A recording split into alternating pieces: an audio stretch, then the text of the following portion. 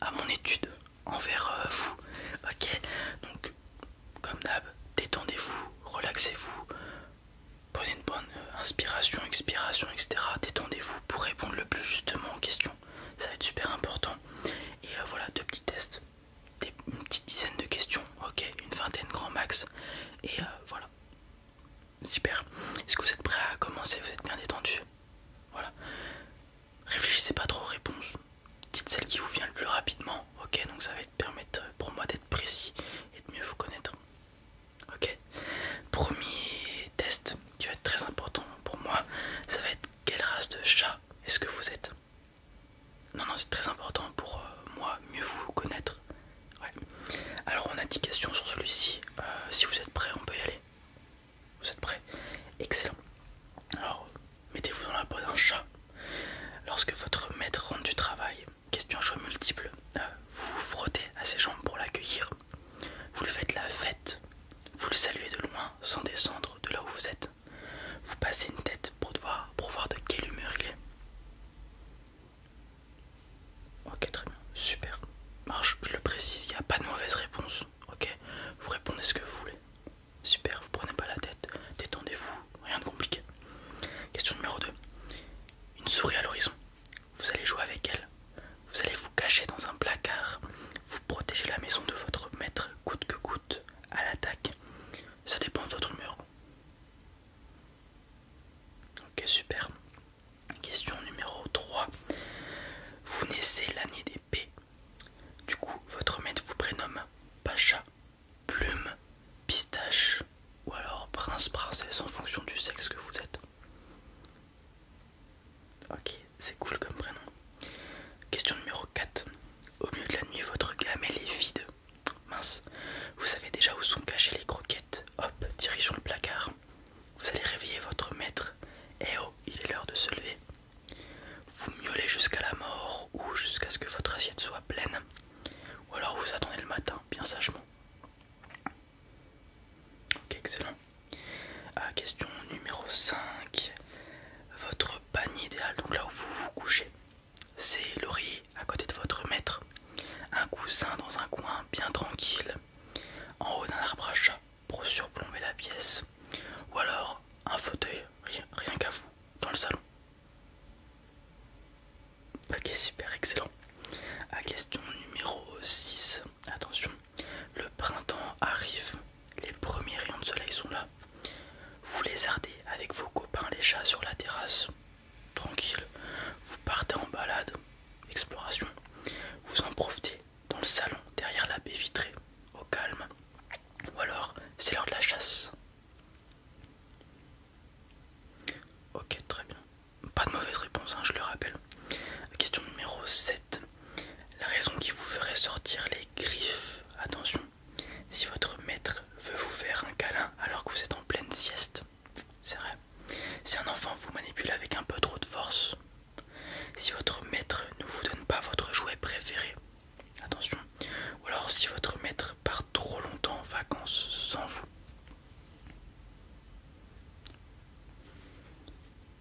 Ok, très bien. Question numéro 8. Votre jouet préféré. Un petit bouchon de liège. Normal. Cette boule qui renferme des croquettes.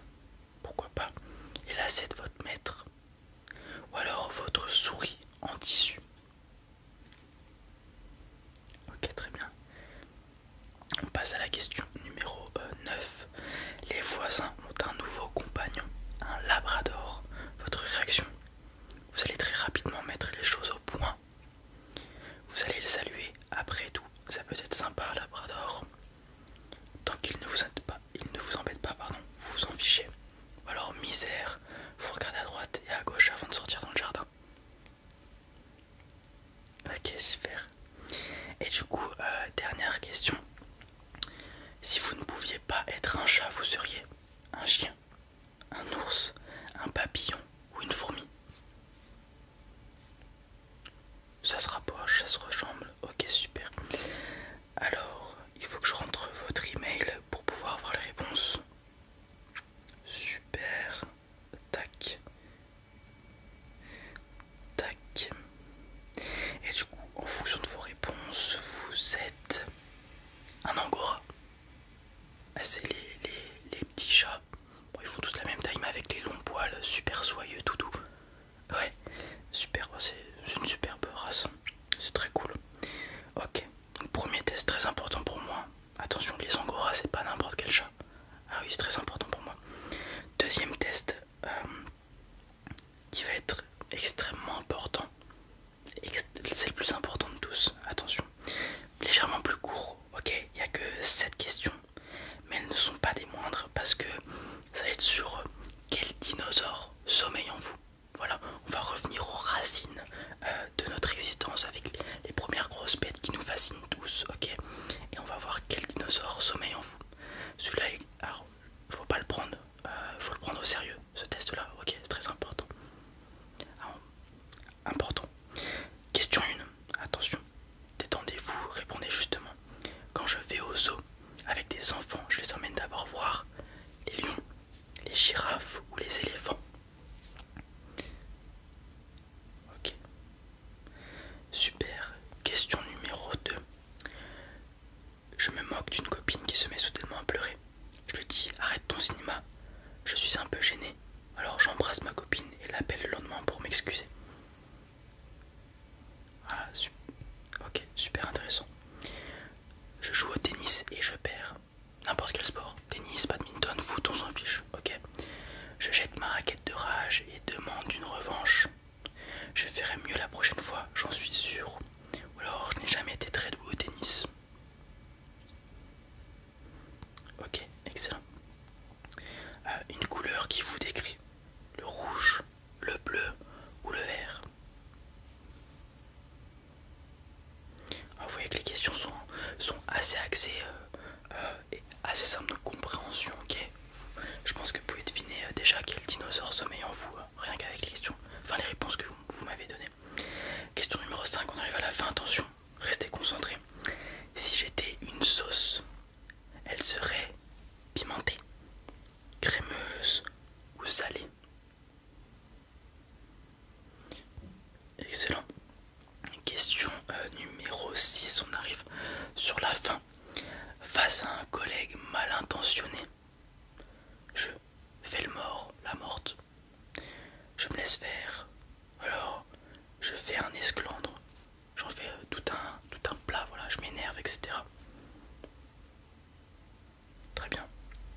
Et attention, on arrive à la dernière question. Question numéro 7 sur 7.